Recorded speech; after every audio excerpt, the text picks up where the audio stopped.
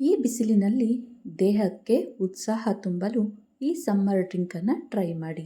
Hi hello ಎಲ್ಲರಿಗೂ ನಮಸ್ಕಾರ. ಜ್ಯೋತಿ ಪಾಕಶಾಲೆಗೆ ತಮ್ಮೆಲ್ಲರಿಗೂ ಸ್ವಾಗತ. ಇಂದಿನ ವಿಡಿಯೋದಲ್ಲಿ ನಾನು ಒಂದೊಳ್ಳೆ ಸಮ್ಮರ್ ಡ್ರಿಂಕನ್ನು ನಿಮ್ಮೊಂದಿಗೆ ಶೇರ್ ಮಾಡ್ಕೊಳ್ತಾ ಇದ್ದೇನೆ. ತುಂಬಾ ಸ್ಪೆಷಲ್ ಆಗಿರುವಂತಹ ಸಮ್ಮರ್ ಡ್ರಿಂಕ್ ಅಂತಲೇ ಹೇಳ್ಬೋದು. ಹಾಲಿನಿಂದ ಮಾಡಿರುವಂತಹ ಈ ರೆಸಿಪಿ ತುಂಬಾ ರುಚಿಯಾಗಿರುತ್ತೆ. ಹಾಗೆ ನಿಮ್ಮ ಮಕ್ಕಳಿಗಂತೂ ಫೇವ್ರೇಟ್ ಆಗುತ್ತೆ ಅಂತಲೇ ಹೇಳ್ಬೋದು. ಬನ್ನಿ ಈ ಸ್ಪೆಷಲ್ ಆಗಿರುವಂತಹ ಸಮ್ಮರ್ ಡ್ರಿಂಕನ್ನು ಯಾವ ರೀತಿ ಮಾಡೋದು ಅಂತ ನೋಡೋಣ. ಅದಕ್ಕಿಂತ ಮುಂಚೆ ಹೊಸದಾಗಿ ನಮ್ಮ ಕುಕಿಂಗ್ ವೀಡಿಯೋಸ್ನ ನೋಡ್ತಿದ್ದಲ್ಲಿ ಪ್ಲೀಸ್ ಸಬ್ಸ್ಕ್ರೈಬ್ ಮಾಡ್ಕೊಳ್ಳಿ. ಈ ರೆಸಿಪಿ ಇಷ್ಟ ಆದಲ್ಲಿ ಒಂದು ಲೈಕ್ ಮಾಡಿ. ಈ ಸ್ಪೆಷಲ್ ಆಗಿರುವಂತಹ ಸಮ್ಮರ್ ಡ್ರಿಂಕನ್ನು ಯಾವ ರೀತಿ ಮಾಡೋದು ಅಂತ ನೋಡೋಣ ಬನ್ನಿ. ಮೊದಲಿಗೆ ನಾನಿಲ್ಲಿ ಗ್ಯಾಸ್ ಮೇಲೆ ಒಂದು ಪಾತ್ರೆಯಲ್ಲಿ 500 ml ಆಗುವಷ್ಟು ನೀರನ್ನು ಬಿಸಿ ಮಾಡಿದ್ದೆ. ನೋಡ್ಬೋದು, ನೀರು ಈ ರೀತಿ ಕುದಿ ಬಂದಾಗ ಇದಕ್ಕೆ ನಾನಿಲ್ಲಿ ಜಲ್ಲಿ ಪೌಡರನ್ನು ಸೇರಿಸ್ಕೊಳ್ತಾ ಇದ್ದೇನೆ. ಈ ಜಲ್ಲಿ ಪೌಡರ್ ಇನ್ಸ್ಟೆಂಟ್ ಜಲ್ಲಿ ಪೌಡರ್. ನಾನಿಲ್ಲಿ ಸ್ಟ್ರಾಬೆರಿ ಫ್ಲೇವರನ್ನು ತೆಗೆದುಕೊಂಡಿದ್ದೇನೆ. ಇದರಲ್ಲಿ 2 ಪ್ಯಾಕೆಟ್ ಇರ್ತವೆ. 2 ಪ್ಯಾಕೆಟನ್ನು ಕಟ್ ಮಾಡಿ ಈ ನೀರಿಗೆ ಸೇರಿಸ್ತಾ ಇದ್ದೇನೆ. ನೀರು ಸ್ವಲ್ಪ ಕುದಿ ಬಂದ ನಂತರ ಈ ಜಲ್ಲಿ ಪೌಡರನ್ನು ಸೇರಿಸಬೇಕಾಗುತ್ತೆ. ಜಲ್ಲಿ ಪೌಡರನ್ನು ಸೇರಿಸಿ ಈ ರೀತಿ ಮಿಕ್ಸ್ ಮಾಡ್ತಾ ಇದು ಒಂದು ಕುದಿ ಬಂದರೆ ಸಾಕು. ಜಾಸ್ತಿ ಹೊತ್ತು ಕುದಿಸೋ ಅವಶ್ಯಕತೆ ಇಲ್ಲ. ಒಂದು ಕುದಿ ಬಂದಿದ್ದೇನೆ ಗ್ಯಾಸನ್ನು ಆಫ್ ಮಾಡಬೇಕಾಗುತ್ತೆ. ನೋಡಿ, ಈ ರೀತಿ ಕುದಿಬೇಕಾದ್ರೆ ಗ್ಯಾಸನ್ನು ಆಫ್ ಮಾಡಿ ಇದನ್ನು ಈಗ ಸೈಡಿಗೆ ತೆಗೆದಿಡ್ತೇನೆ. ಈ ಜಲ್ಲಿಯಲ್ಲಿ ಫ್ಲೇವರ್ಸ್ ಇರ್ತವೆ, ಆದರೆ ಈ ರೆಸಿಪಿಗೆ ಸ್ಟ್ರಾಬೆರಿ ಫ್ಲೇವರ್ ಆದ್ರೇ ತುಂಬಾ ಟೇಸ್ಟಿಯಾಗಿರುತ್ತೆ ಅಂತ ನಾನಿಲ್ಲಿ ಸ್ಟ್ರಾಬೆರಿ ಫ್ಲೇವರ್ ಜಲ್ಲಿನ ತೆಗೆದುಕೊಂಡಿದ್ದೇನೆ. ಈಗ ನಾನಿಲ್ಲಿ ಈ ರೀತಿ ಅಗಲವಾದಂತಹ ತಟ್ಟೆಗೆ ಕುದಿಸಿರುವಂತಹ ಜಲ್ಲಿ ನೀರನ್ನು ಇದಕ್ಕೆ ಸೇರಿಸ್ಕೊಳ್ತಾ ಇದ್ದೇನೆ. ಈ ರೀತಿ ತಟ್ಟೆಯಲ್ಲಾದರೂ ಹಾಕ್ಕೊಳ್ಬೋದು ಅಥವಾ ಸ್ಕ್ವಯರ್ ಶೇಪು ಗ್ಲಾಸ್ ಬಾಕ್ಸಲ್ಲಾದರೂ ನಾವು ಇದನ್ನು ಹಾಕ್ಕೊಳ್ಬೋದು. ನಾನಿಲ್ಲಿ ಈ ರೀತಿ ಅಗಲವಾದಂತಹ ತಟ್ಟೆಗೆ ಈ ಜಲ್ಲಿ ನೀರನ್ನು ಸೇರಿಸಿ ಇದನ್ನು ಫುಲ್ ತಣ್ಣಗಾಗಲಿಕ್ಕೆ ಬಿಡಬೇಕಾಗುತ್ತೆ. 2 ಅವರಿಂದ 3 ಅವರ್ ಆದರೂ ಇದು ತಣ್ಣಗಾಗಲಿಕ್ಕೆ ಬಿಡಬೇಕು.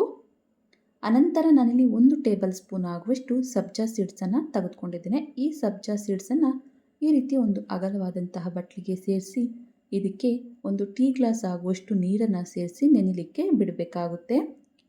ಈ ಬಿಸಿಲಿನಲ್ಲಿ ಸಬ್ಜಾ ಸೀಡ್ಸನ್ನು ಸೇವನೆ ಮಾಡೋದು ಆರೋಗ್ಯಕ್ಕೆ ತುಂಬಾ ಒಳ್ಳೆಯದು, ದೇಹಕ್ಕೆ ತಂಪು ಅಂತಲೇ ಹೇಳ್ಬೋದು. ಅನಂತರ ಜಲ್ಲಿನ ತೋರಿಸ್ತಾ ಇದ್ದೀನಿ. ನೋಡ್ಬೋದು, ನಾನಿಲ್ಲಿ 3 ಅವರ್ ತಣ್ಣಗಾಗಲಿಕ್ಕೆ ಬಿಟ್ಟಿದ್ದೆ. ಎಷ್ಟು ಚೆನ್ನಾಗಿ ಬಂದಿದೆ ಅಂತ. ಈಗ ಇದನ್ನು ಈ ರೀತಿಯಾಗಿ ಸಣ್ಣ ಸಣ್ಣ ಪೀಸ್ಗಳಾಗಿ ಕಟ್ ಮಾಡ್ತಾ ಇದ್ದೇನೆ. ಯಾವುದೇ ಶೇಪ್ ಆದರೂ ಇದನ್ನು ಕಟ್ ಮಾಡ್ಬೋದು. ಈ ರೀತಿಯಾಗಿ ಸಣ್ಣ ಸಣ್ಣ ಪೀಸಾಗಿ ಈ ಜಲ್ಲಿನ ಕಟ್ ಮಾಡ್ಕೋಬೇಕಾಗುತ್ತೆ. ಎಲ್ಲವನ್ನ ಕಟ್ ಮಾಡಿ ತೋರಿಸ್ತೇನೆ. ನೋಡ್ಬೋದು, ಈ ರೀತಿಯಾಗಿ ಸಣ್ಣ ಸಣ್ಣದಾಗಿ ಕಟ್ ಮಾಡಿದ್ದೇನೆ. ಈಗ ಜಲ್ಲಿ ರೆಡಿಯಾಗಿದೆ. ಇದನ್ನು ಈಗ ಸೈಡ್ಗೆ ತೆಗೆದಿಡ್ತೇನೆ. ಅನಂತರ ನಾನಿಲ್ಲಿ ಒಂದು ಅರ್ಧ ಲೀಟರ್ ಆಗುವಷ್ಟು ಹಾಲನ್ನು ಕಾಯಿಸಿ ತಣ್ಣಗಾಗಲಿಕ್ಕೆ ಬಿಟ್ಟಿದ್ದೆ.